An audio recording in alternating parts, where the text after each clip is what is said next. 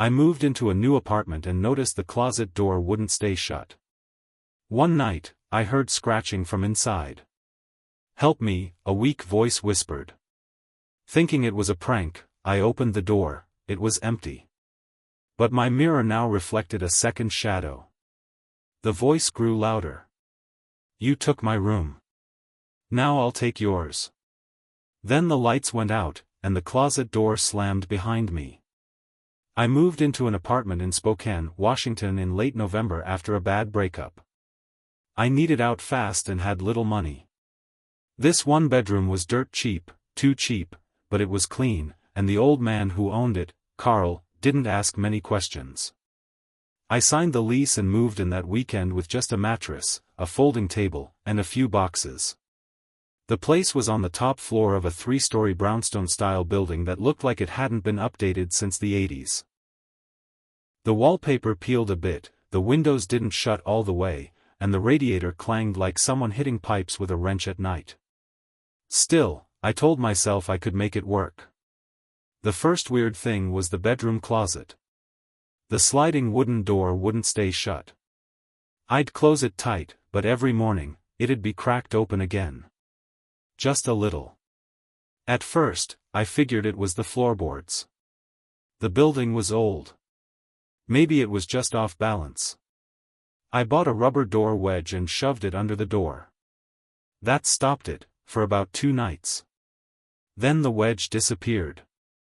I thought I was just tired and maybe kicked it under the bed or something. I didn't look too hard. But then I started hearing things. It started with scratching. Late at night, around 2 or 3 a.m., I'd hear a slow dragging sound, like nails across wood. I thought maybe it was the radiator at first, but it was too consistent.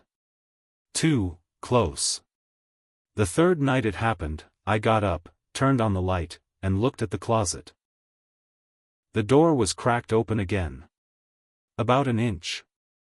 I walked over, yanked it open with more force than I needed to, and stared into the dark space. Nothing. Just my shirts hanging, my suitcase on the floor, and some boxes stacked on the shelf.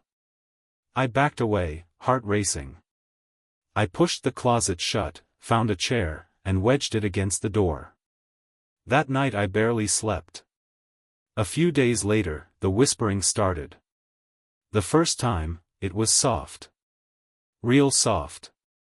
I had my TV on and was scrolling on my phone when I heard something under the volume.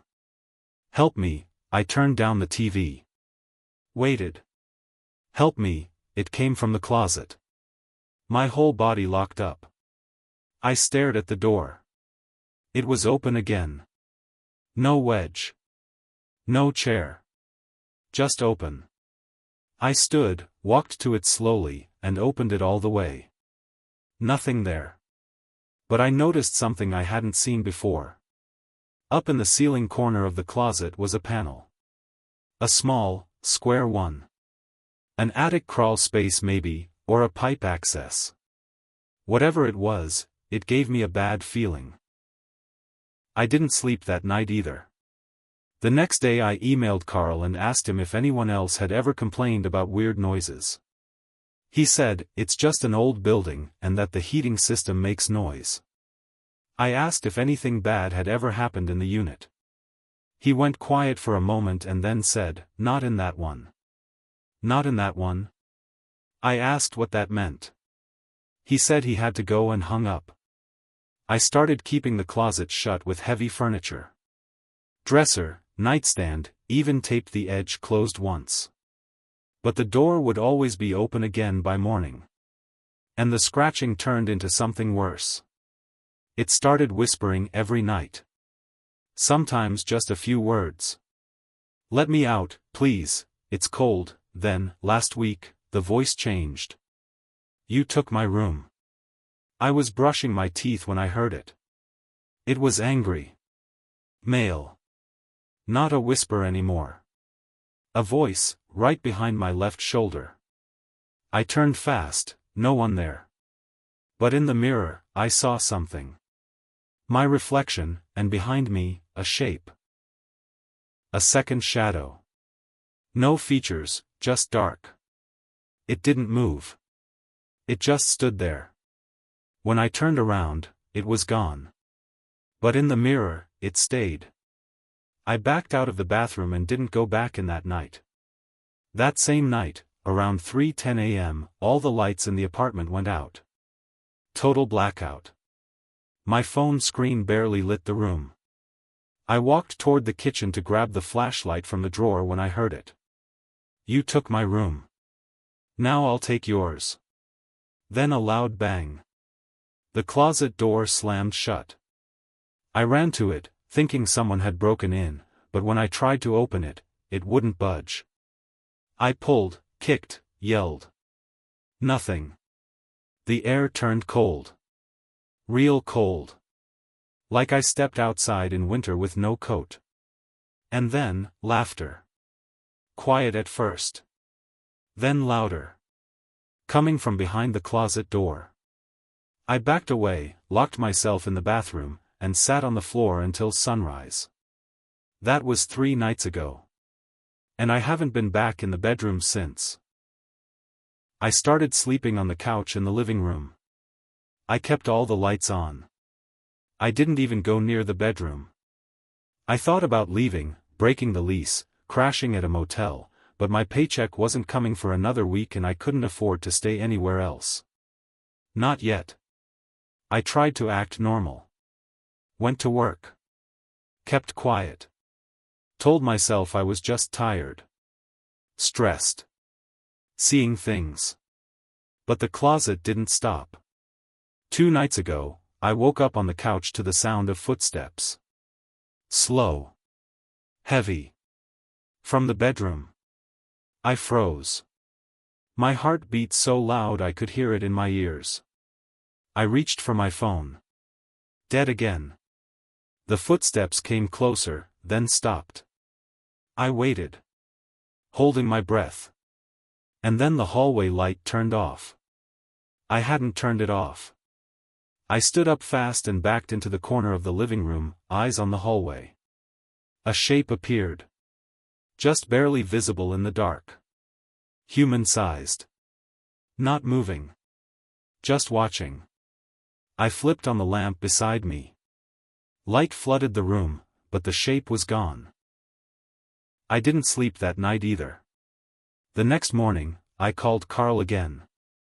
I didn't ask this time, I demanded answers. I told him something was wrong with the apartment, that I was hearing voices, that something was in the closet. I expected him to laugh or yell. But he didn't. He was quiet. Then he said this, "You need to stay out of that attic panel." I hadn't even mentioned the panel. I asked him what he meant. He said, "Just leave it alone. I'll come by tomorrow." I pushed harder. Told him I deserved to know. He finally said, "That unit sat empty for 5 years before you. Last guy who lived there was a squatter. Broke in, stayed for months. Police didn't find him for a while." I asked what happened. He said, "They found his body in the crawl space. Right above the closet. He'd been dead a long time. Nobody even noticed he was gone." I hung up. I felt sick. All that time, someone, had died right above where I slept. Last night, I cracked. I pulled the dresser away, ripped the blanket down, and dragged a chair into the closet. I stood on it and pushed at the attic panel. It didn't want to move. But I shoved harder. It popped open. The smell hit me first. Like mold and wet earth. I aimed my phone's flashlight up into the space. Dust floated down. I saw beams. Pipes. And in the far back corner, something was there. A pile of fabric. Clothes maybe. A duffel bag. And bones. I saw bones. I stepped down so fast I nearly fell. I slammed the panel shut and ran back into the living room. All the lights turned off. The air dropped 20 degrees in seconds. And then the voice came again, only this time it was right in my ear. "You saw it. Now it's your turn." I spun around, but nothing was there. "I don't know how much more I can take. I'm scared to sleep. I'm scared to leave. I feel like something's watching me all the time now." And tonight, something new happened. I found a note slipped under the front door. No envelope. Just a single torn piece of paper. The handwriting was shaky, uneven. It said, "He won't let you leave. Not until he has what he lost." I stared at the note for a long time. My hands shook just holding it. I didn't know who wrote it. Didn't know how they knew. But I knew it was real. I could feel it in my chest. That night, I didn't even pretend to sleep. I stayed up in the kitchen with a knife on the counter and every light on. I drank too much coffee. Around 3:15 a.m., the bathroom light flickered. Then the hallway light. Then the bedroom. All one after another.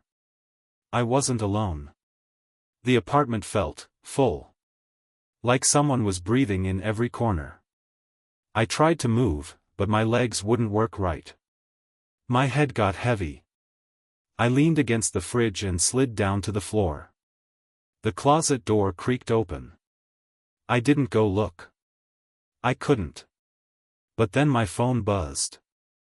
I grabbed it like it was a life jacket. One new picture message. No name. Just a number with too many digits. It was a photo. Of me. Sleeping. But I hadn't slept. Not in days. In the photo, I was lying on the couch. Lights off. Eyes closed. And behind me, right at the edge of the hallway, stood the shadow. That shape. Watching. I dropped the phone. My stomach turned. I grabbed my keys and ran to the front door. When I unlocked it, I pulled hard, but it didn't open. It was stuck. Like sealed shut. I pulled with everything I had. Nothing. Then I heard the closet door slam. And footsteps. Rushing. Fast. Like running. I backed into the kitchen and screamed. Then everything stopped. Silence. Just like that, the lights came back on. The door opened easily when I tried it again. But I didn't leave. I couldn't. Something was holding me there, and it wasn't just fear. It was him. Today, I went to the local library. I told the clerk I was looking into the building's history for a school project. She didn't ask questions. The building was built in 1911. It used to be a boarding house. A man named Elias Monroe owned it in the 1940s. Quiet type. Rarely left. He rented out the rooms upstairs, including the one that's now my apartment. In 1948, police found a body hidden in the walls. A tenant. No one knew how long he'd been there. Monroe disappeared. Never arrested. Never found. The building sat empty for years before someone bought it cheap and converted it to apartments. But here's the part that got me: Elias Monroe wasn't just a landlord. He believed in soul tethering. Said the body could die but the will could remain, as long as the space stayed sealed.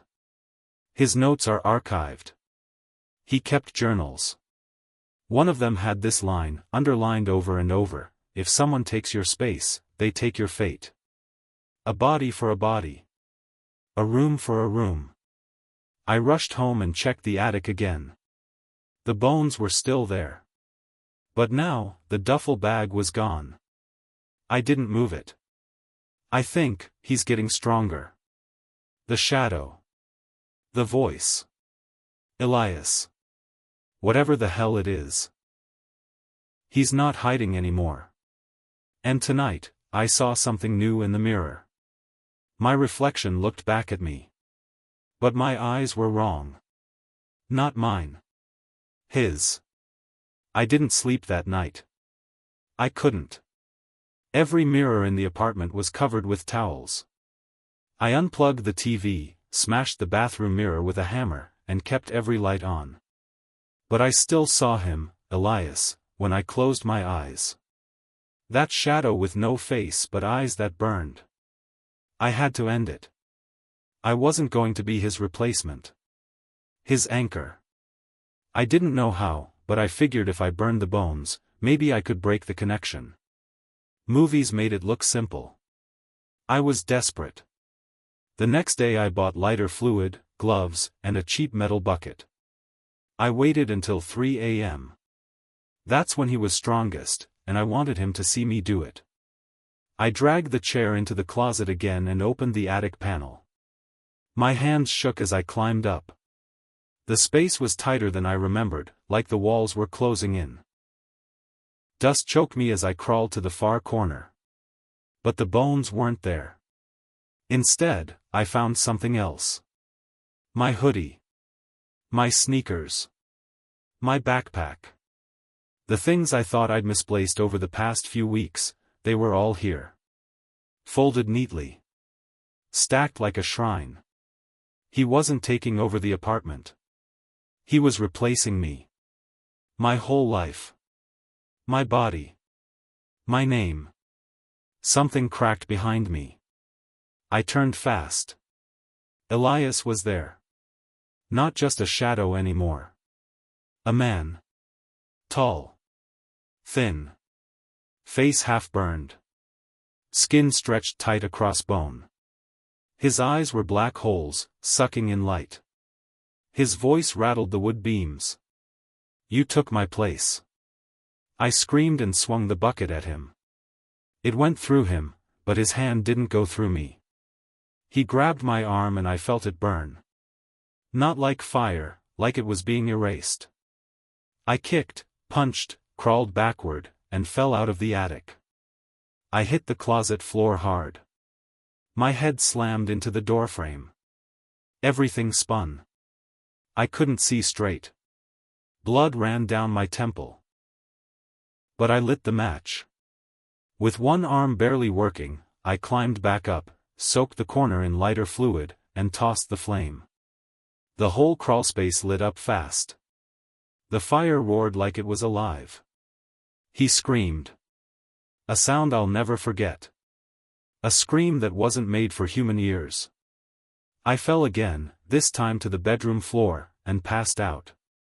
I woke up in a hospital bed 2 days later. Carl was there. So were 2 firemen and a cop.